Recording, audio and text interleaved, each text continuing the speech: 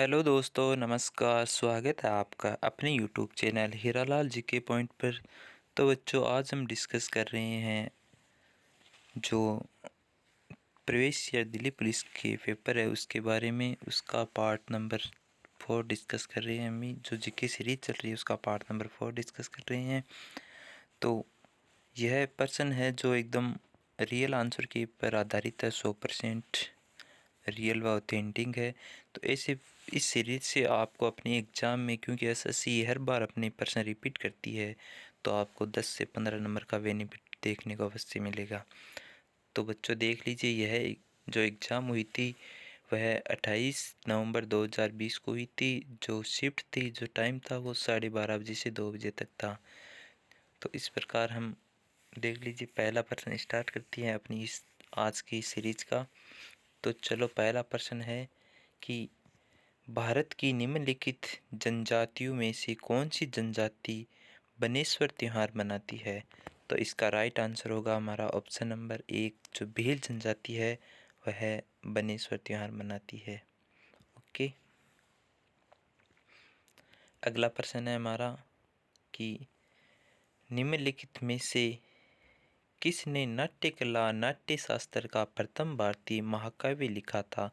तो इसका right answer होगा हमारा ऑप्शन नंबर 1, भरत मुनि ने नाट्य कला नाट्य शास्त्र का प्रथम भारतीय महाकाव्य लिखा था।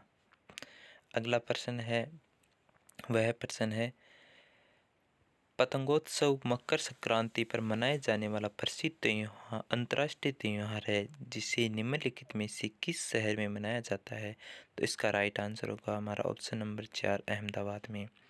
बच्चों, आपकी जानकारी के लिए यह भी बता दूं कि यह जो पीडीएफ है यह गगन प्रताप सर द्वारा जारी की गई थी। उस आधार पर हम यह वीडियो बना रहे हैं। यह जो पीडीएफ है एकदम रियल व ऑथेंटिक है। इससे आपको एग्ज़ाम में 10 से 15 नंबर का बेनिफिट अवश्य देखने को मिलेगा। और जो हमारे करंट अफेयर के पर्सन होंगे उनको हम स्किप करते चलेंगे, क्योंकि अभी 2 से 3 वर्ष हो गए हैं इस एग्ज़ाम को, तो वह हमारे कुछ काम के नहीं होंगे।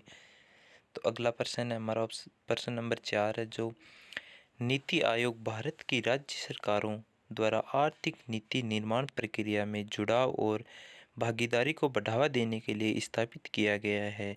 निम्नलिखित में से क्या नीति आयोग का पूर्ण रूप है? अर्थात इस प्रश्न का अर्थ है कि नीति आयोग का फुल फॉर्म है वह क्या होगी? तो इसका राइट आंसर होगा हमारा national institution for transforming India, option number 3।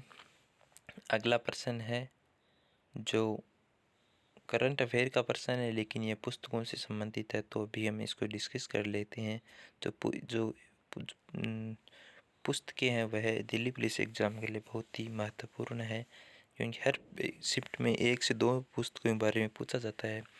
तो प्रश्न है हमारा 5वां, निम्नलिखित में से किसने अगस्त 2020 में national security challenge young scholar perspective नामक पुस्तक विमोचित किया है? तो इसका राइट आंसर होगा हमारा ऑप्शन नंबर 3, MM नरवणे।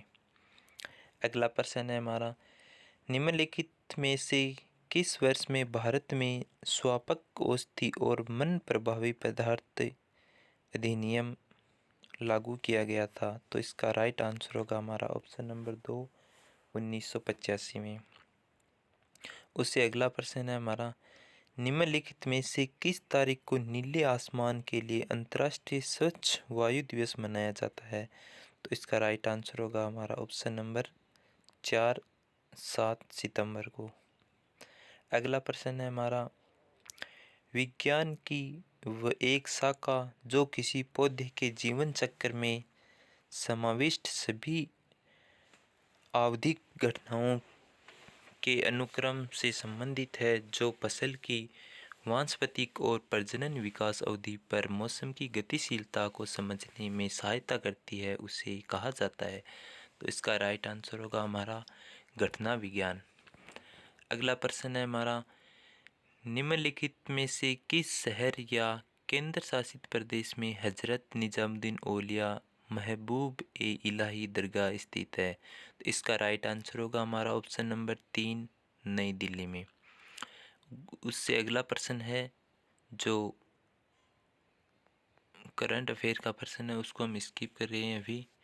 उससे अगला प्रश्न जो 11 नंबर का है वह है, बॉम्बे द्वीप को निम्नलिखित में से किस वर्ष में पुर्तगालियों द्वारा दहेज के रूप में इंग्लैंड के प्रिंस चार्ल्स द्वितीय को दिया गया?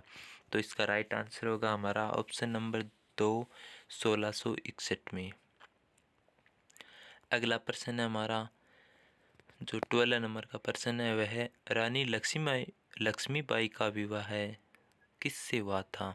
तो इसका राइट आंसर होगा हमारा महाराजा गंगाधर राव नेवालकर से, ऑप्शन नंबर 3।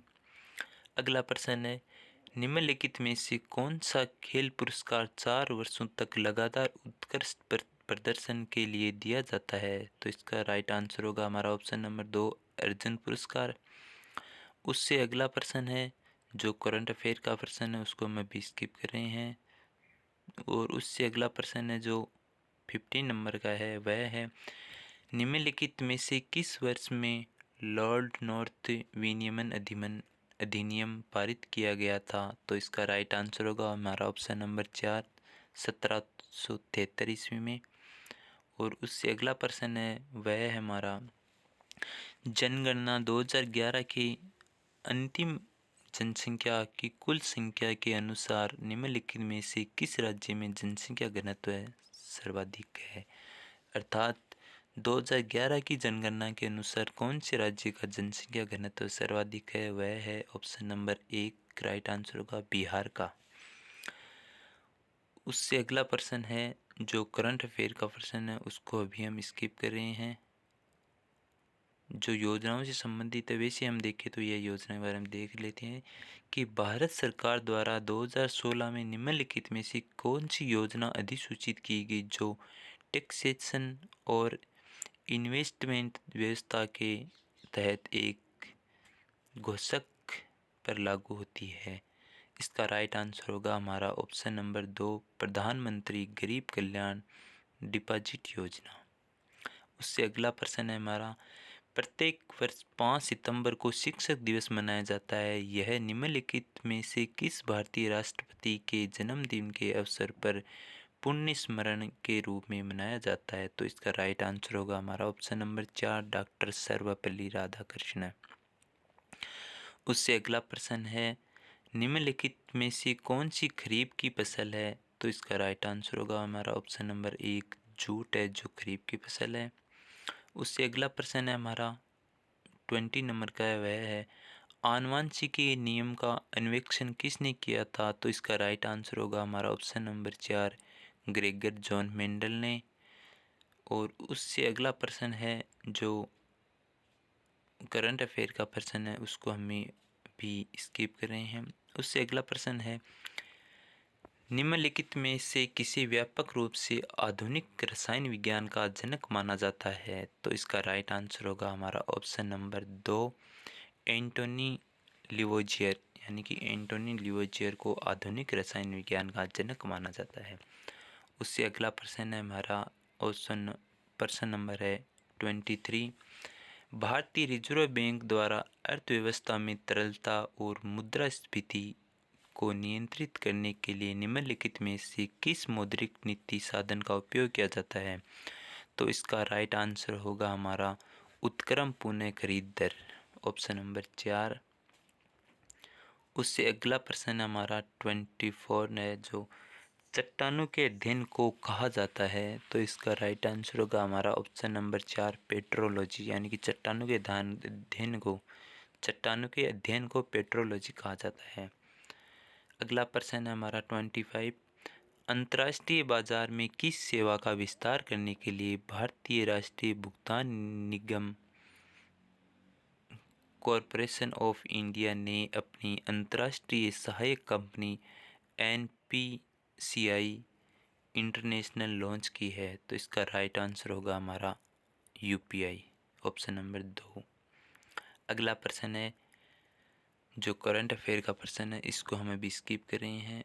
उससे अगला प्रश्न है, RTGS में लेन देन को RTGS व्यावसायिक घंटों के दौरान ट्रांजैक्शन के आधार पर निरंतर संसाधित किया जाता है। आरटीजीएस का पूर्ण रूप क्या है? तो इसका राइट आंसर होगा हमारा option number 2, real time gross settlement. उससे अगला प्रश्न है हमारा 28 नंबर का, मौर्य प्रशासन में सीमा शुल्क और टोल संग्रहण करने वाले को किस नाम से जाना जाता था? इसका राइट आंसर होगा हमारा ऑप्शन नंबर 1, शुल्काध्यक्ष। उससे अगला प्रश्न है हमारा, धनगर निम्नलिखित राज्यों या केंद्र शासित प्रदेशों में से किसका पूजा नृत्य है? इसका राइट आंसर होगा हमारा ऑप्शन नंबर 1, गोवा का। उससे अगला प्रश्न हमारा जो देखते हैं,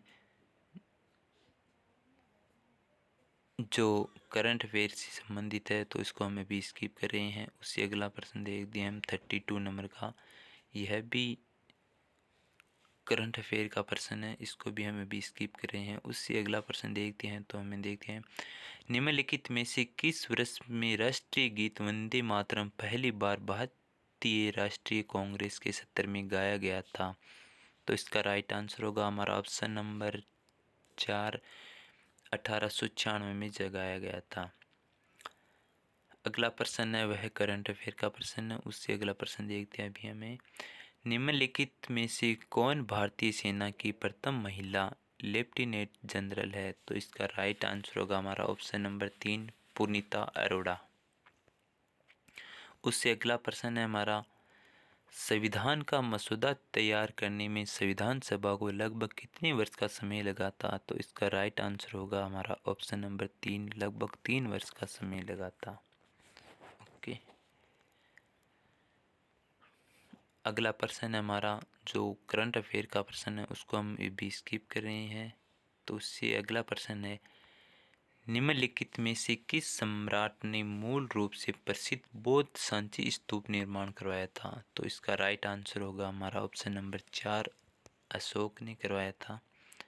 उससे अगला प्रश्न है वह भी करंट अफेयर का प्रश्न है, उसको भी हम अभी स्किप कर रहे हैं। उससे अगला प्रश्न देखते हैं हमें 40 नंबर का, वह है चामास्क नृत्य जो कि भारत का प्रसिद्ध लोक नृत्य है, निम्नलिखित में से किस अन्य देश में भी मनाया जाता है? तो इसका राइट आंसर होगा हमारा ऑप्शन नंबर 3, भूटान देश में भी मनाया जाता है।